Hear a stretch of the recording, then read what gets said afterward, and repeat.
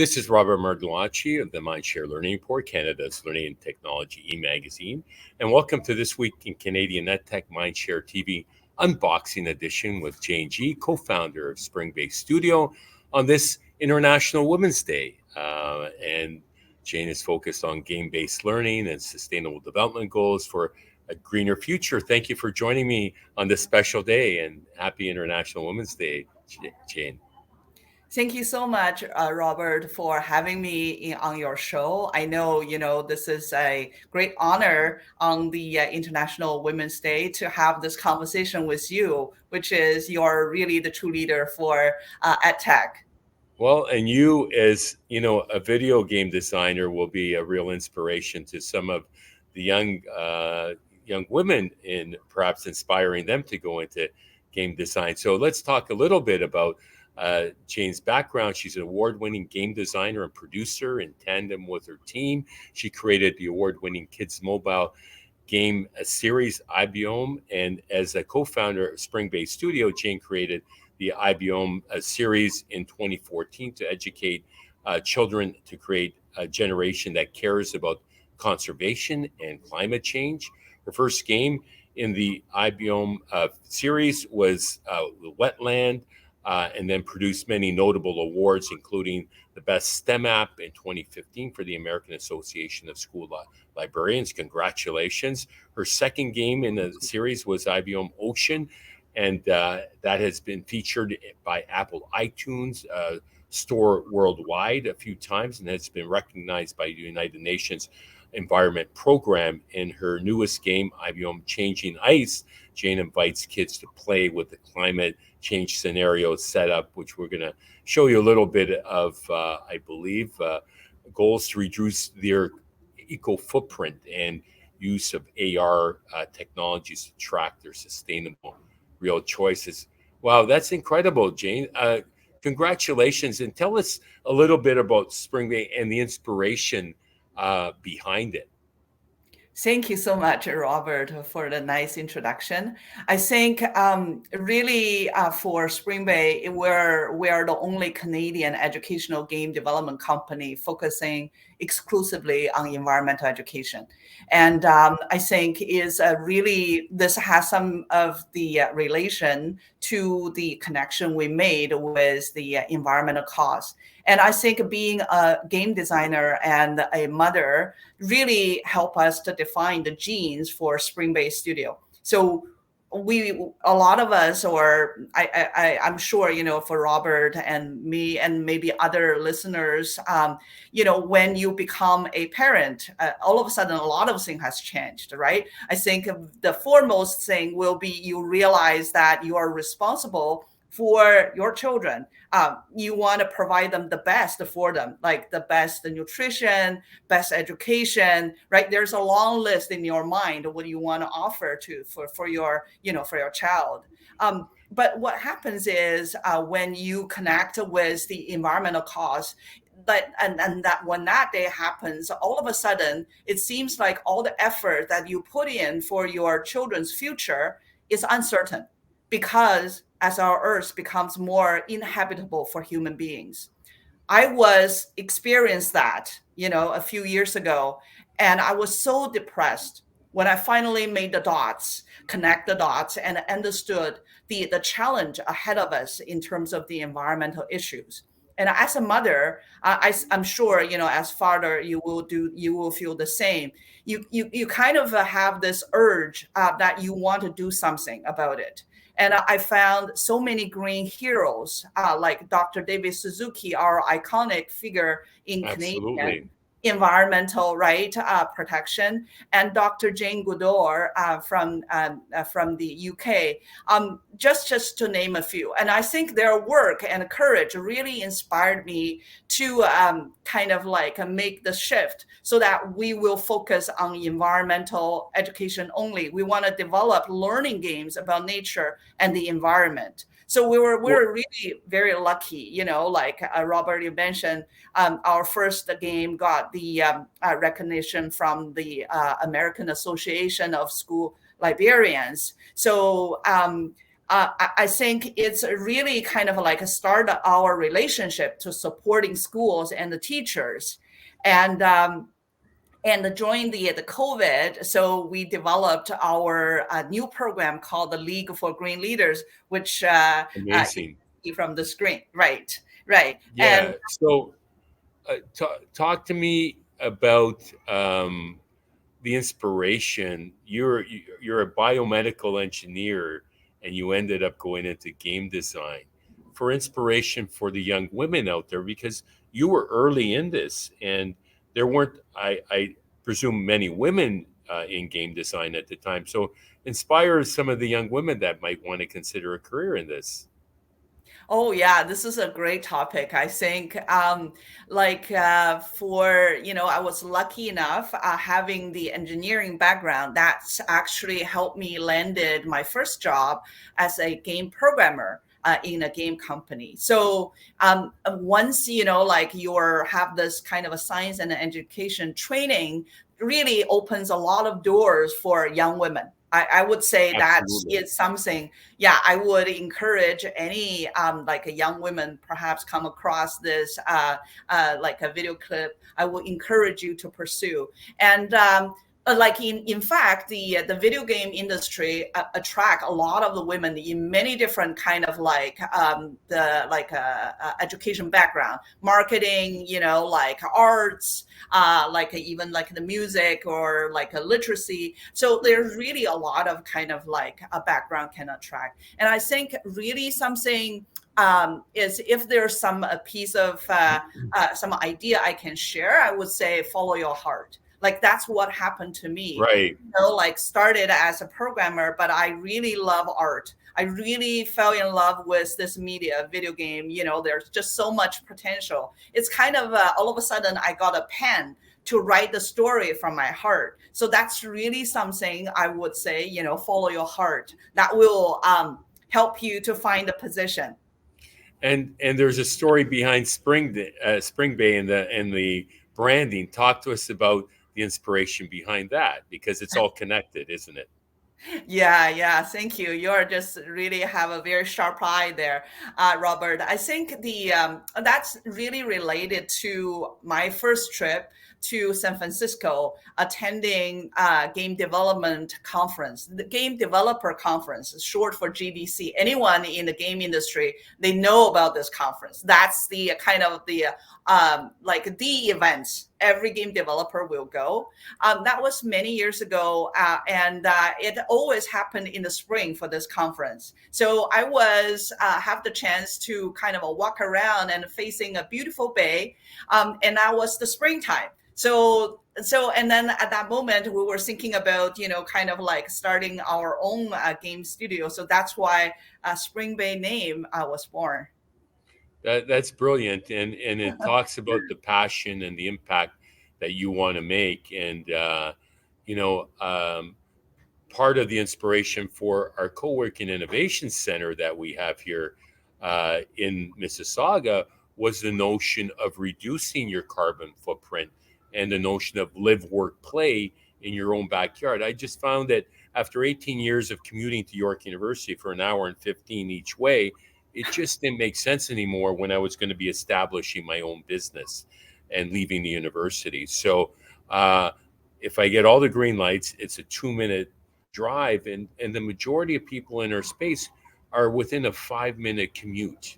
So imagine the impact that we're making. We'll have to get them to try out your tool here at some point on your carbon footprint, measuring your carbon footprint, and maybe we can progress to that. And you focus on education and helping teachers teach kids and around the sustainable development goals, which is very honorable. And we're actually launching our Schools of the Future Challenge, which is focused on the SDGs and solving real world problems, which it's a very practical um, game that really prepares you for life. And it's those critical skills or durable skills is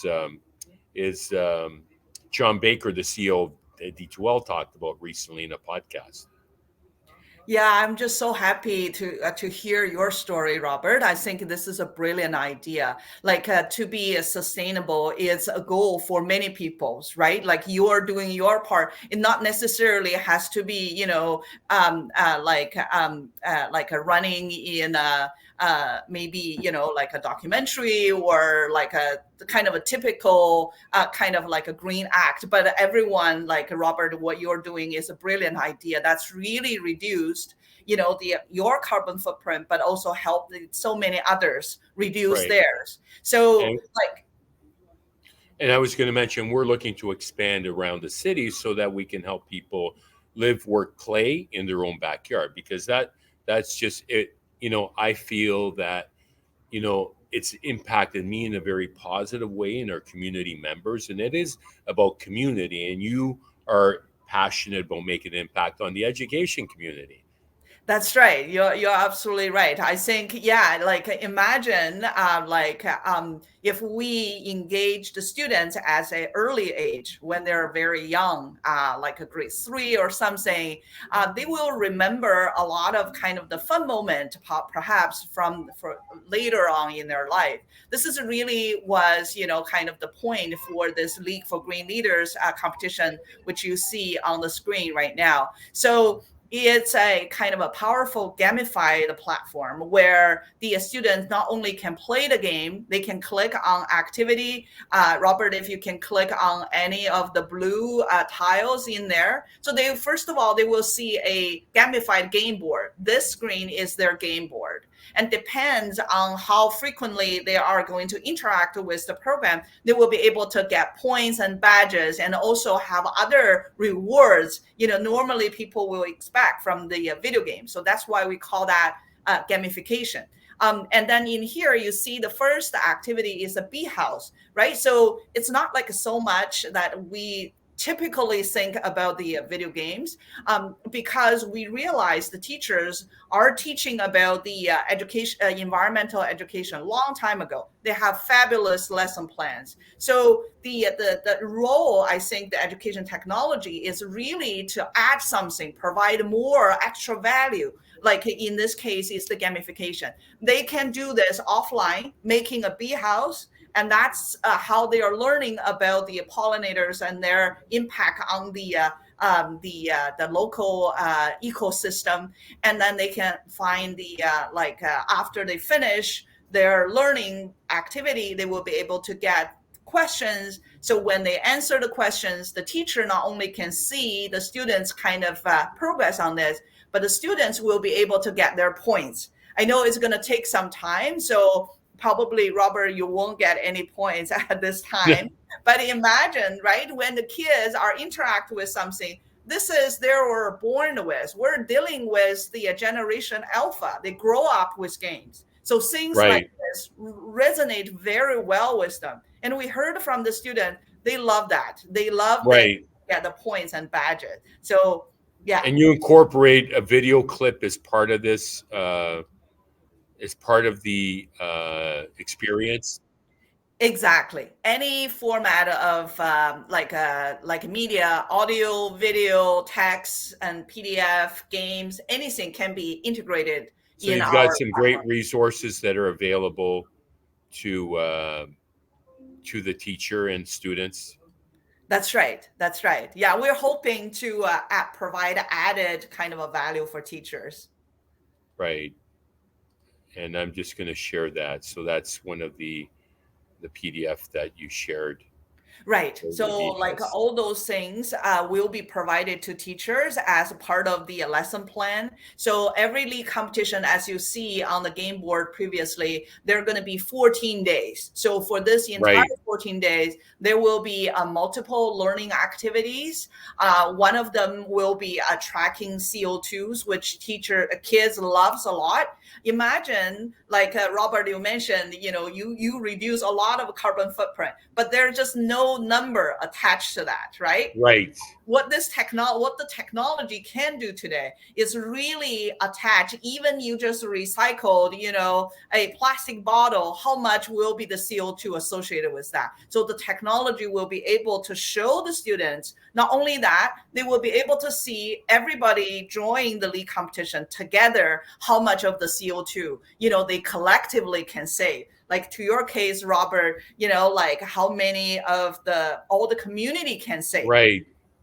So if you click on like in the league homepage on the Yeah. top menu, yeah, Yeah. in there, you will be able to see, if you scroll down a little bit, at the moment, there is one school in Toronto actually are using the league competition. So you can see, if you scroll down a little bit more, Oh, that's cool. you see the total number. Yeah, that's the Yeah. total number the students together they save. And if you still scroll down a little bit more, the beginner level is really for grades 3 and 4, and then they're Right. on the intermediate level. So now you see their leaderboard, right? You see Right. who is on the top team, who is having the most CO2 reduction. So that's really is this kind of like a online competition can provide additionally to the like the learning activity. You have a sense of a community. You're doing this together, Right. collectively reducing the carbon footprint, but also you can inspire each other to do more. The advanced level is for the grade 7 and 8, and Okay. for this week, the school only have like their grade 6 are doing the program. That's why you see only the data in Yeah. the intermediate And, level. and what's the feedback been like from teachers and students? All the like the students first, they told us they love to play the ibound games, which are embedded in here. Perhaps because of time we cannot show, Right. We'll save but that for another edition. How's that? for sure. Thank you. That would be so nice for And you. and And how can another part the children love the yes. most is tracking CO2. Sorry, I didn't catch that. The what do students Sorry. enjoy? Yeah, the second thing other than playing games is actually reducing their carbon footprint. Absolutely. And what's the feedback like from teachers? Yeah, the teachers actually like the program because it's addressed a lot of the challenges that the teachers are facing when teaching about the climate education.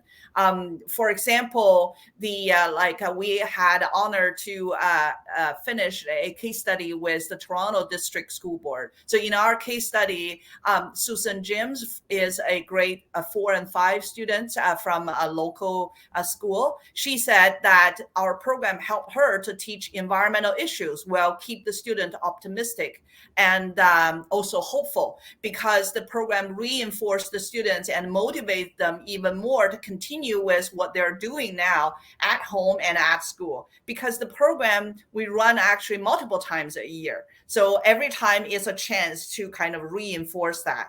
And then Right. also, yeah, another part, the teacher sharing the challenge when teaching about the environmental education is the eco anxiety from the students. A report from Lakehead University released on the Canadian domain. Actually, we're looking at 46% of the students actually experience eco anxiety. That's very high.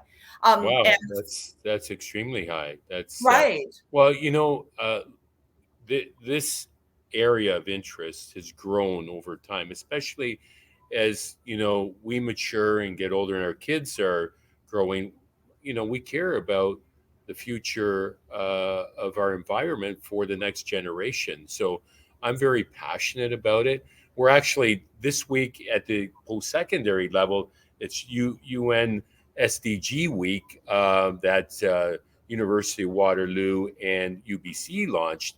And I said, why don't we make it USDG week, Sustainable Development Week, in K 12 as well? And we're launching our Schools of the Future Challenge aligned with the Sustainable Development Goals. And it would be wonderful to integrate your program with it. And let's make this an annual thing during this week before the spring break for students in Ontario. And I think it's really important to draw attention and put a spotlight on the environmental impact and opportunities for kids to make a difference through the 17 Sustainable Development Goals, which I think is really gaining a lot of traction, isn't it? You're absolutely right. I love your idea. Like I think we should talk, Robert, on that part. The SDG. I'm just so happy you bring it. You brought it up. The LEAP program actually aligned directly with three SDG goals. The first is 13 climate action, and then the another one on the life underwater, and then also life on land. So because in the program itself, you will be able to play all the iBound games where students are learning all the different species, like living in the ocean or on land. And the climate action, what they're doing is reducing their carbon footprint, and the children really Yeah, love it. They said they kind of feel they are helping Earth, so it's amazing. empowered them. Well, that must be very inspiring for you to be making that kind of impact. And it doesn't sound like it's a job so much as a passion project. And that's the really the secret in life, isn't it? In pursuing your dreams. Thank you, Robert. Yeah, Robert, I think that's really kind of said so well. I feel so honored to have the opportunity to support teachers with our program. And so, like, so far, the LEAG program has engaged over thousands of students in North America and empowered them to track over 66 tons of CO2 they reduced so far. So we're really want to reach out to more schools, especially those schools, and put the sustainability development, on their priority for the district. Let's work together, just like Robert, you're saying. It takes a whole village, like from the educators, from the community members, Absolutely. right? And Work so, together. how can teachers subscribe to your service?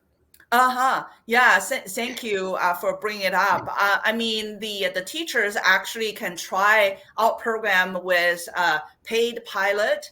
That Mhm. is having a huge discount. They can do that and see, reduce their risk of introducing something new to their school district, but also get the chance to experience this, especially for the as the Earth Day is coming up in April. I think that will be a great opportunity for teachers to do.